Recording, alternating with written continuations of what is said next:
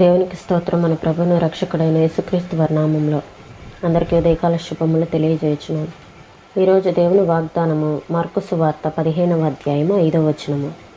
యేసు మరి ఏ ఉత్తరము చెప్పలేదు. యేసు ప్రభువారి మీద నేరం మోపారు.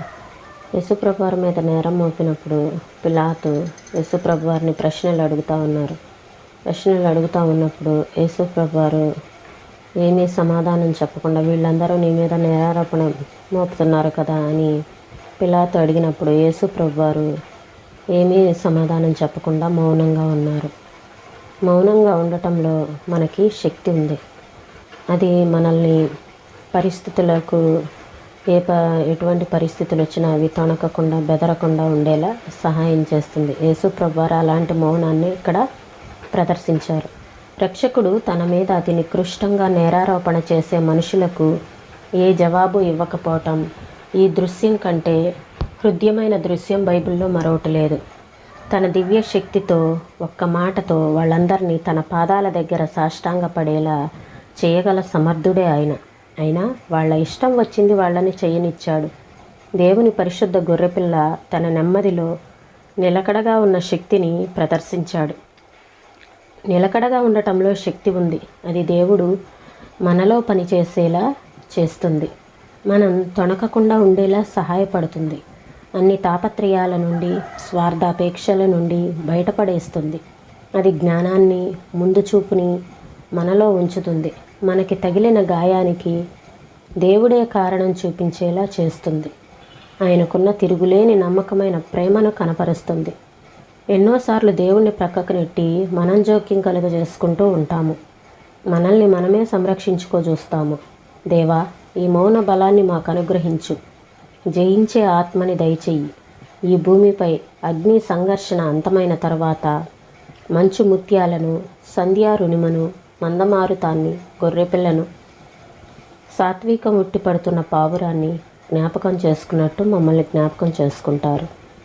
యేసు ఒంటరిగా నిలిచిన రోజు, మనుషులు పాషాణ హృదయులైన రోజు, దురిత విమోచన జరిగిన రోజు, ఆ రోజు యేసు మౌనంగా ఉన్న రోజు, దొంగ సాక్ష్యాలు పలికిన రోజు, పెడరెక్కలు విరిచి కట్టిన రోజు, రారాజా శుభమని అపహసించిన రోజు, ఆ రోజు యేసు మౌనంగా ఉన్న రోజు, ఆయనపై ఉమిసిన రోజు, యెరూషలేమంతా ఈడ్చుకు వెళ్ళిన రోజు, అవమానములే చేసిన రోజు, ఆ రోజు యేసు మౌనంగా ఉన్న రోజు.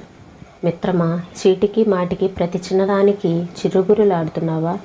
కోపం తెచ్చుకుంటున్నావా? ప్రతిరోజు నీ రాజు మౌనంగా ఉన్నాడు. ఆ రోజు మిన్నెసోటా బిషప్ అయిన విపిల్ గారిని రెడ్ ఇండియన్ల అపోస్తలుడు అని పిలుస్తారు. ఆయన ఈ మాటలు చెప్పాడు.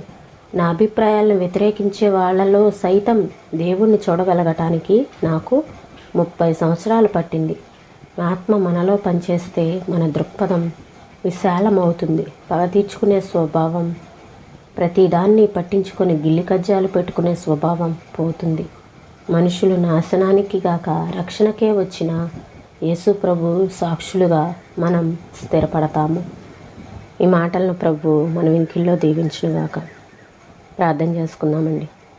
స్తోత్రం తండ్రి, పరిశుద్ధుడా, ప్రేమ కలిగిన దేవా, మీకు వందనాలు చెల్లిస్తున్నాం ప్రభా. అయ్యా, మీరు మౌనంగా ఉన్న రోజున తండ్రి నాయనా ప్రభా, అయ్యా మనుషులంతా నాయనా ప్రభా, అయ్యా అపహసించి దొంగ సాక్ష్యాలు పలికిన రోజు, ఆ రోజున మీరు మౌనంగా ఉన్నారు నాయన. అయ్యా నా తండ్రి, మౌనంలో ఉండే బలాన్ని మాకు అనుగ్రహించమని అడుగుచున్నాం ప్రభా. జయించే ఆత్మని దయచేయండి ప్రభా. చీటికి మాటికి చిరుగుడులాడే స్వభావము, కోపం ప్రతిదానికి కోపపడే స్వభావము, గిల్లి కజ్జాలు పెట్టుకునే స్వభావాల నుంచి మమ్మల్ని విడిపించండి తండ్రి. స్తోత్రములు చెల్లిస్తున్నాం ప్రభా.